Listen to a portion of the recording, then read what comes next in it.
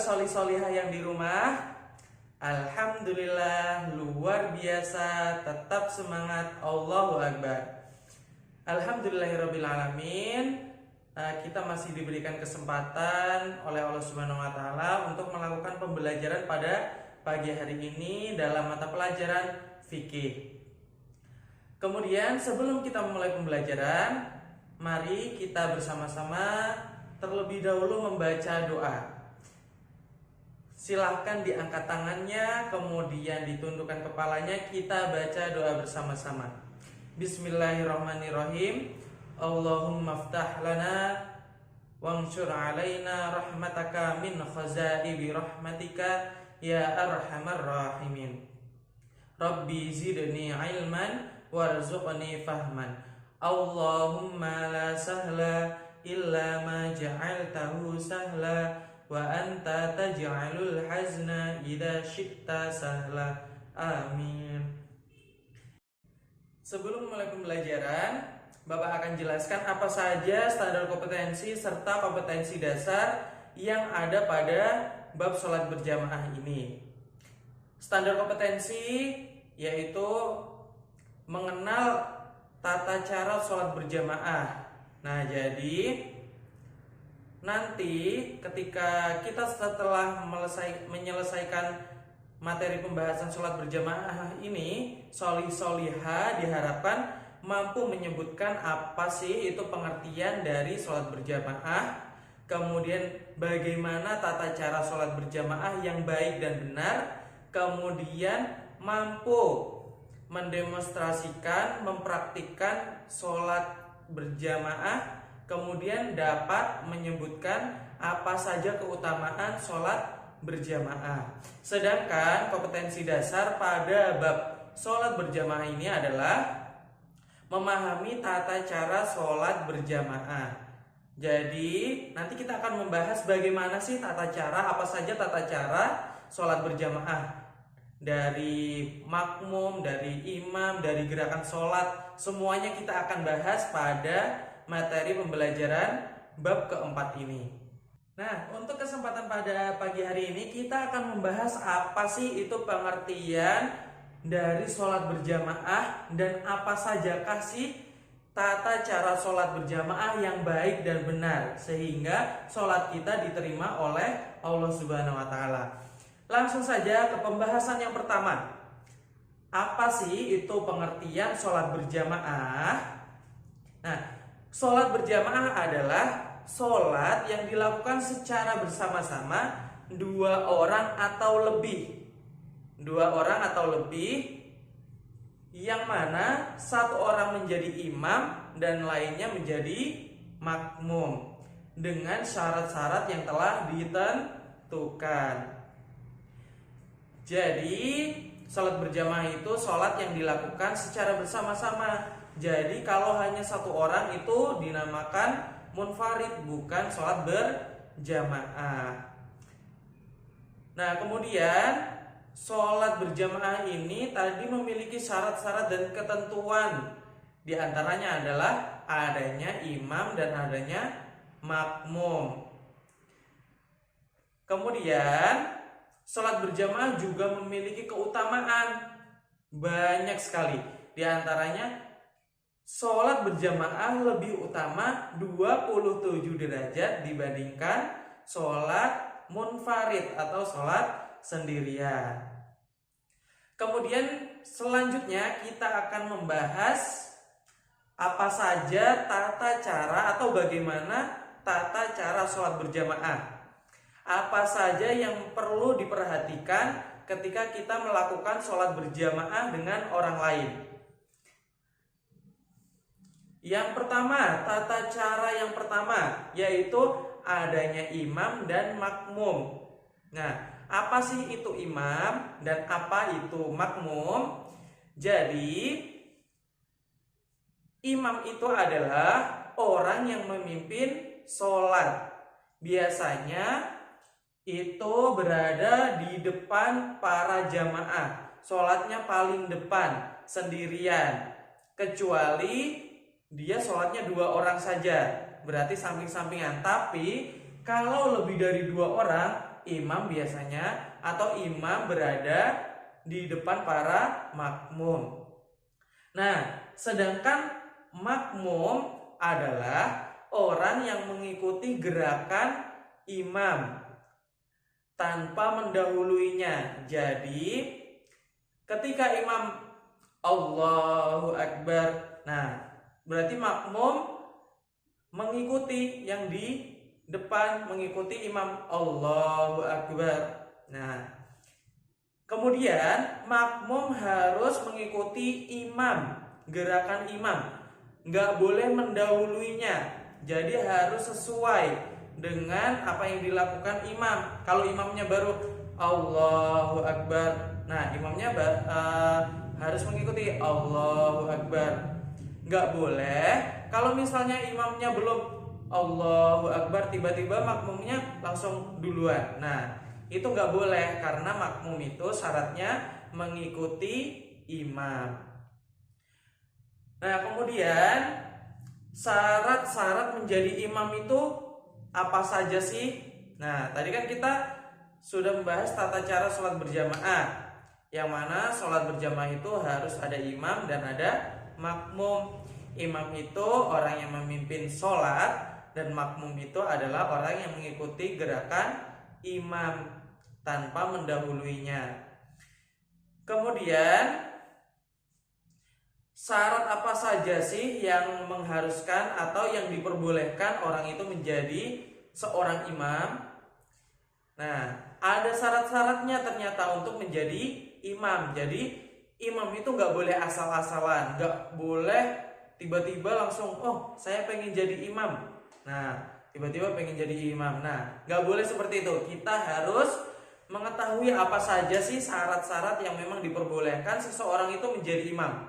Yang pertama adalah imam harus lebih banyak ilmunya daripada orang lain. Nah, di sini ilmu yang dimaksud adalah ilmu agamanya. Jadi lebih faqih, lebih paham agama daripada orang-orang lain. Nah, biasanya ini imam itu para kiai, para ustadz yang memiliki banyak ilmu dibandingkan para makmum lainnya. Nah, di situ diperbolehkan untuk menjadi imam. Kemudian yang kedua, orang yang menjadi imam harus fasih, harus bagus bacaannya. Nggak boleh asal-asalan dalam membaca. Harus paham tajwid, harus paham makharijul huruf ketika menjadi imam. Nggak boleh tiba-tiba anak kecil atau orang yang memang nggak terbiasa membaca Al-Quran, bacaannya tersendat-sendat, bacaannya jelek menjadi imam. Misal, yang seharusnya Alhamdulillahirabbil alamin. Nah gitu kan, tiba-tiba dibacanya Alhamdulillahirabbil alamin. Nah, jadi harus sesuai, panjang pendeknya harus tepat, kemudian makharijulnya juga harus tepat, kemudian tajwidnya juga harus tepat. Nggak boleh asal-asalan, karena nanti ketika imam membaca bacaan surat-surat dalam Al-Quran salah panjang pendek ataupun makharijul huruf, itu akan mengganti arti, seperti itu.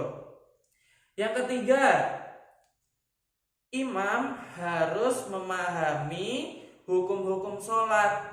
Nah, apa saja hukumnya, apa aja hukum sholat itu? Misal seperti apa? Kalau ada hujan deras, itu diperbolehkan apa? Bolehkan jamak, itu yang dijamak itu bolehnya sholat apa dengan apa. Nah, kemudian apa yang diperbolehkan ketika kunut. Nah, jadi harus memahami hukum-hukum sholat, nggak boleh asal-asalan. Kemudian yang keempat, imam hendaknya berdiri di depan para makmum. Jadi berdirinya imam itu paling depan. Jadi yang belakang itu para makmum, nah di depan itu imam sendirian. Biasanya kalau imam di depan makmum itu jamaahnya lebih dari satu. Jamaah 3 atau lebih itu berarti imam harus di depan.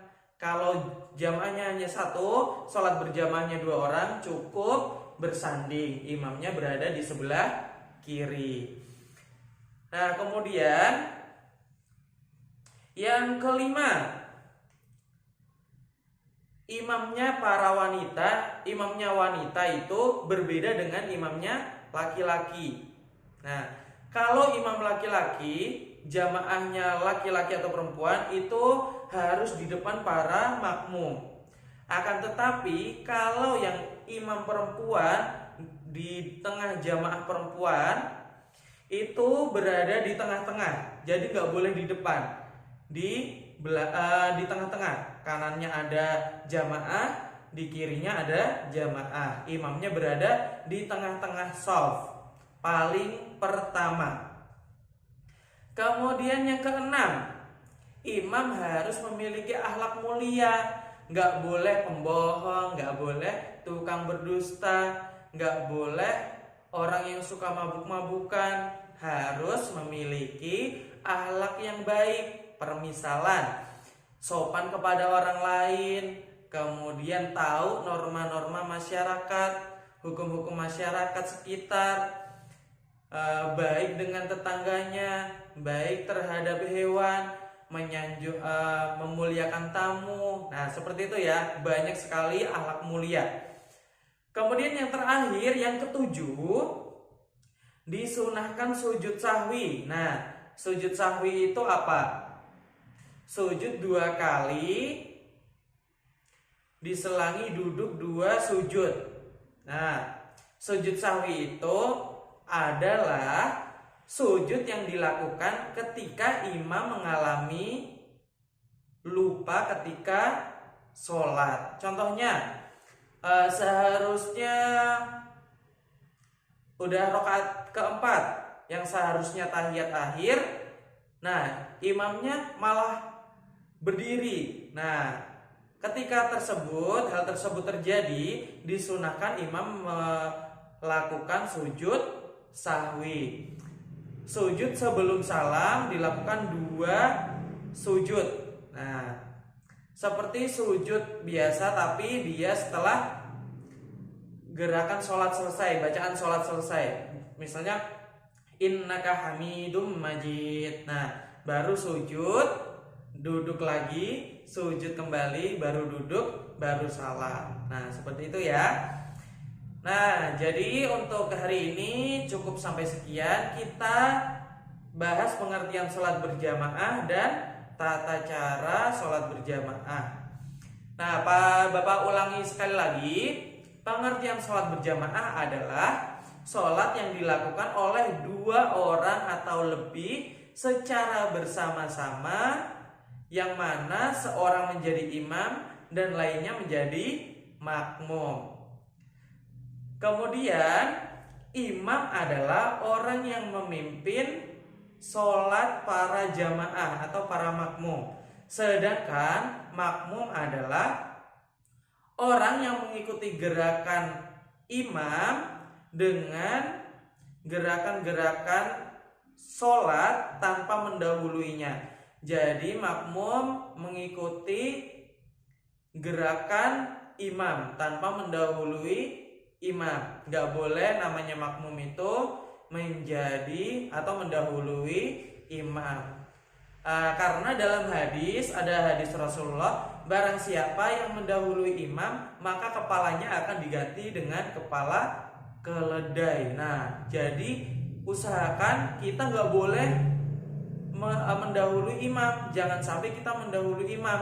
Nah, karena kita makmum, lebih baik kita setelah imam, seperti itu. Adapun syarat-syarat menjadi imam, yang pertama harus faqih, harus paham ilmu agama. Kemudian yang kedua, harus fasih dalam membaca Al-Quran. Yang ketiga, memahami hukum-hukum sholat. Yang keempat, berdiri di depan makmum. Kemudian yang kelima, kalau di antara jamaah perempuan, imamnya wanita, imamnya perempuan, itu nggak boleh berada di depan para makmum, akan tetapi berada di tengah-tengah para makmum yang berada di shaf pertama. Kemudian yang keenam, imam harus memiliki akhlak yang baik. Kemudian dan yang terakhir, disunahkan melakukan sujud sahwi ketika lupa. Nah, untuk pertemuan hari ini kita cukupkan sampai sini. Pertemuan selanjutnya kita akan bahas syarat-syarat makmum. Nah, kalau hari ini sudah membahas syarat imam, pekan depan kita bahas syarat makmum. Nah, apabila ada pertanyaan atau sesuatu yang kurang jelas pada pembahasan pada pagi hari ini, silahkan bertanya langsung ke Bapak. Oke, bisa melalui WA atau telepon seluler. Cukup sampai sekian. Cukup sampai sini pertemuan pada pagi hari ini. Semoga Allah memberkati kita semua.